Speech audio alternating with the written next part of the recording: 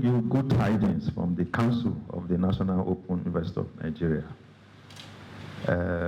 Baba, first I want to thank you for your support for me, Olufemi Peters, since I became Vice-Chancellor of the National Open University of Nigeria. It's 5 years now, and it is the right time, as the Constitution says, that we appoint a new Vice-Chancellor. The Council has done that. They have appointed a new Vice-Chancellor.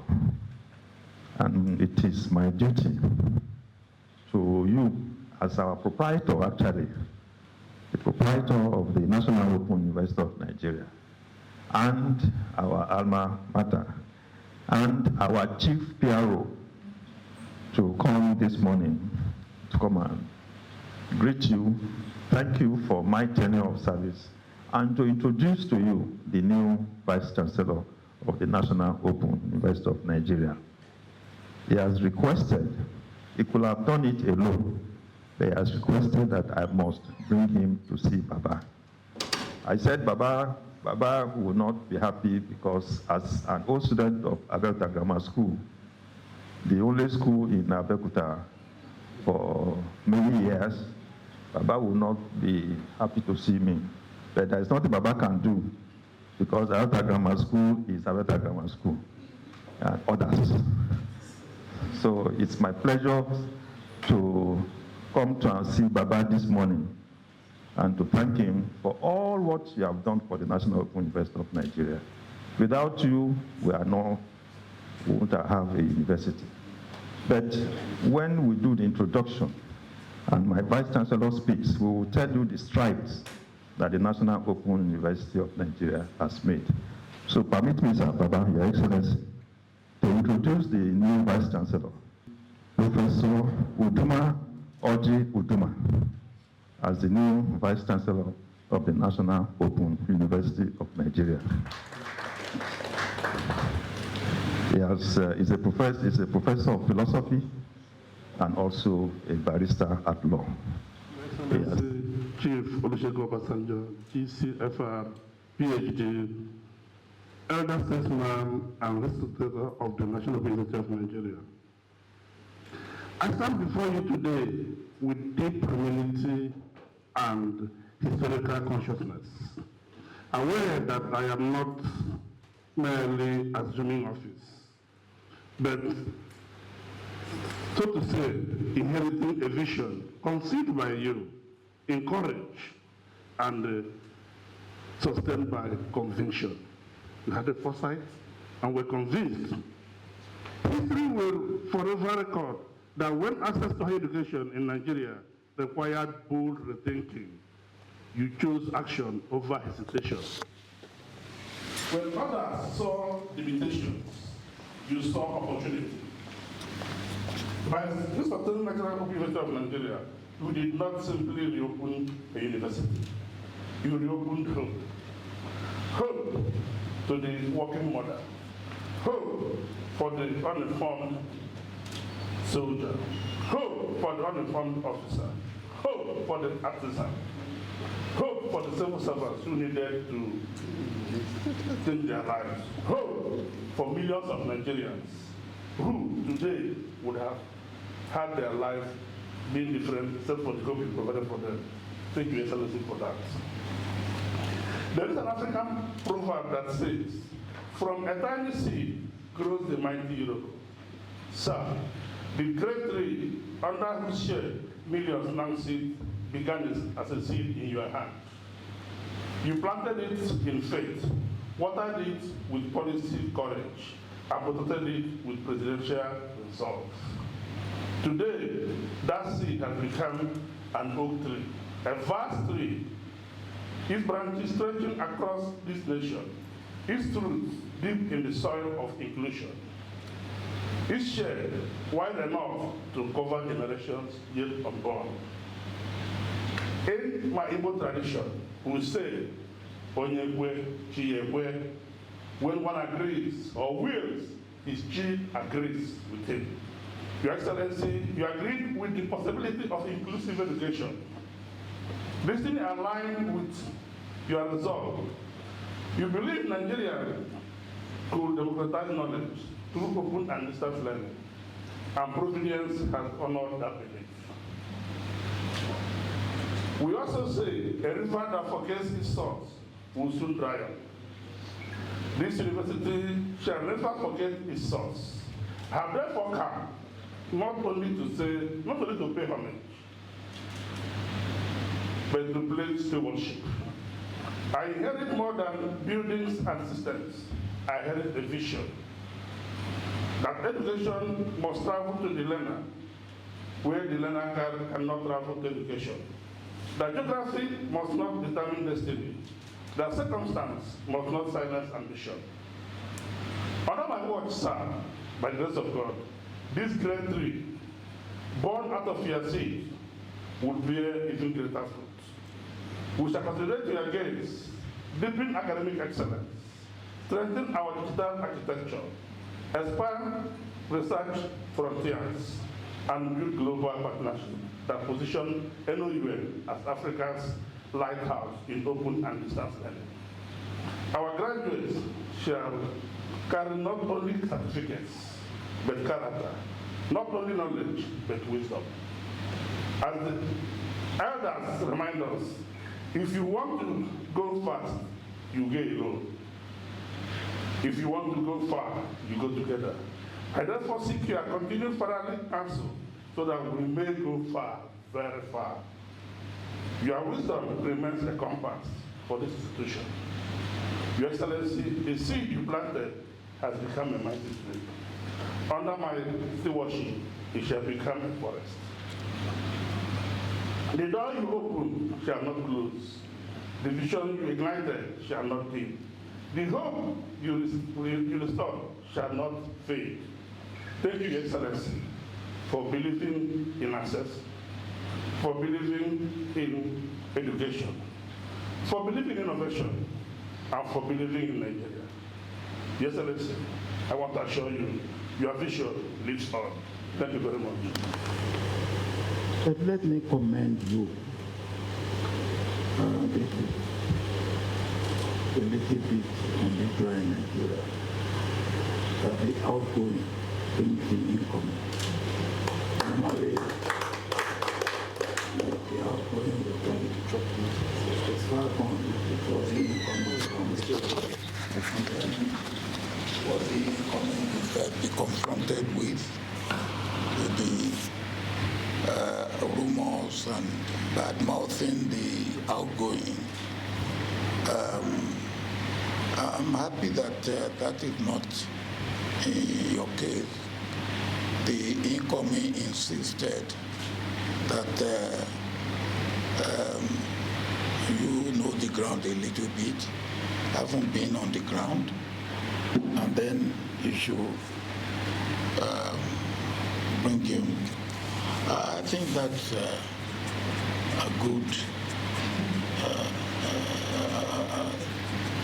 departure from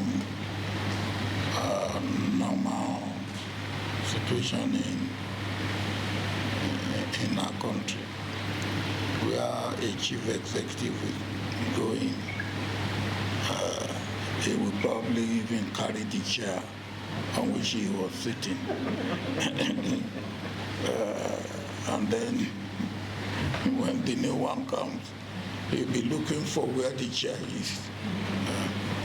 I think both of you need to be commended for this. The second thing is that,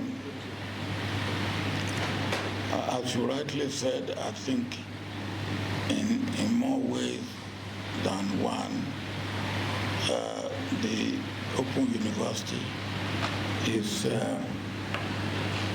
achieving the purpose for which it was set up.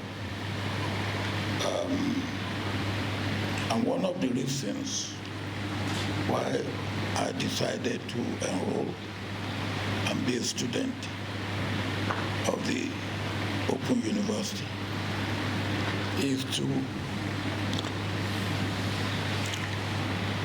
remove what people see as a little bit of, what do I call it? Second grade. Second rate. And that's why I said, look, I will enroll there. I will go through to PhD level, and then anybody who wants to see my thesis, I will give him a copy, and he should tell me whether those who went to world universities, no matter how thick the wall of their university may be, their thesis will be superior to mine, who attended or went through Open University and a bit of distance learning. And I believe that has been done. But another thing that we need to do, particularly I think on the law side, we still have a problem. At one time I thought that problem had been resolved, but I understand not quite, where they feel that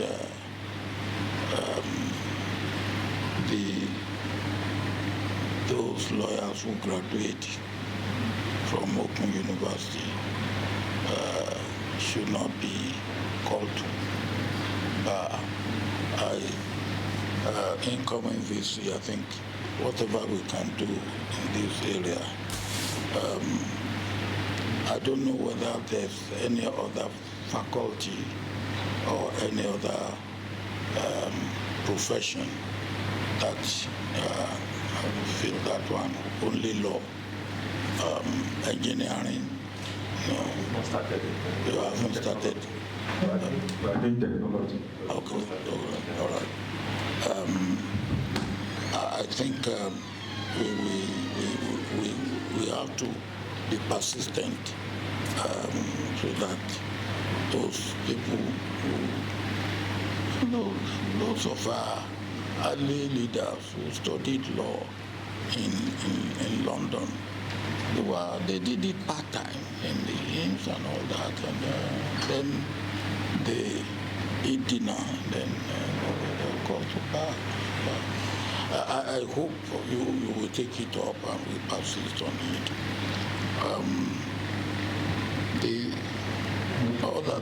The other thing that I would suggest is, in these days of technology, AI, and innovation, are there things that we can look into and adopt and adapt for distance learning and Open University? One of the things that I found that has been done in some American universities is that now you even stay at home and give lecture, and it doesn't diminish your emolument or your salary. And so it means that the university, if you do that, university does not have to worry about accommodation. You stay. Huh? Okay, all right. Well, I don't, you see, while people think alike, the fools too think alike. So that's one. Another one is I think your active student enrollment should be more than 200,000 by now. That's for him to cheat. Okay. Really, especially now that the economic situation has made some people sending their children to world university, as I call them, a little bit expensive, and there are people who have time. And I think we must also be thinking ahead. I said to my children that I envy them 15, 20 years from now. And I also pity them. And I envy them that in a world of AI, there will be so much available to them that the world will be made easy. You'll probably be wearing a watch like this, which will serve as your television, your radio, your telephone, everything.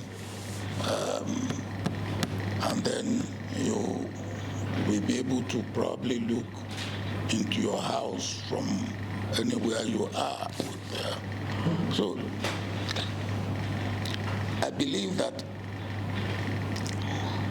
there will be virtually no privacy 20, 25 years from now. There will also be plenty of leisure, because most of the work that people are doing now will have to be done by AI or robots and things. And I remember about 5 years ago, I went to